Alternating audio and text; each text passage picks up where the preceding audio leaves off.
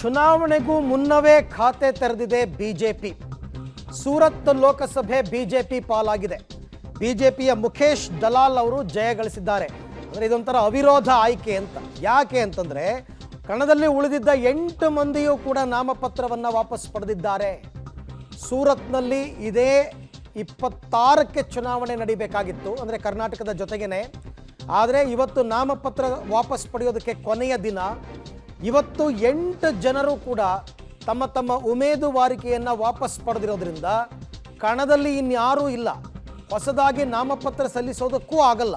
ಹಾಗಾಗಿ 8 ಜನ ನಾಮಪತ್ರ ವಾಪಸ್ ಪಡೆದಿರೋದ್ರಿಂದ ಮುಖೇಶ್ ದಲಾಲ್, ಆಮೇಲೆ ಕಾಂಗ್ರೆಸ್ ಅಭ್ಯರ್ಥಿಯ ನಾಮಪತ್ರ ತಿರಸ್ಕೃತವಾಗಿದೆ. ಅಲ್ಲಿ ಯಾವಾಗ ಕಾಂಗ್ರೆಸ್ ಅಭ್ಯರ್ಥಿಯ ನಾಮಪತ್ರ ತಿರಸ್ಕೃತವಾಯಿತು, ಬಿಜೆಪಿಯವರು ಒಂದು ಗೇಮ್ ಆಡಿದ್ರು.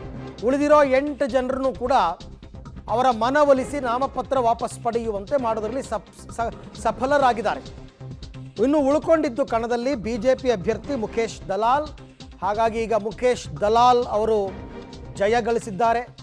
ಚುನಾವಣೆ ಇನ್ನೂ ಒಂದೇ ಒಂದು ಸ್ಟೇಜ್ ಮತದಾನ ಆಗಿರೋದು. ಆಗಲೇ ಖಾತೆ ತೆರೆದಿದೆ ಬಿಜೆಪಿ. ಗುಜರಾತ್ನ ಸೂರತ್ ಲೋಕಸಭೆ ಬಿಜೆಪಿಯ ಪಾಲಾಗಿದೆ. ಸೂರತ್ ಬಿಜೆಪಿ ಅಭ್ಯರ್ಥಿ ಮುಖೇಶ್ ದಲಾಲ್ ಅವಿರೋಧವಾಗಿ ಆಯ್ಕೆಯಾಗಿದ್ದಾರೆ.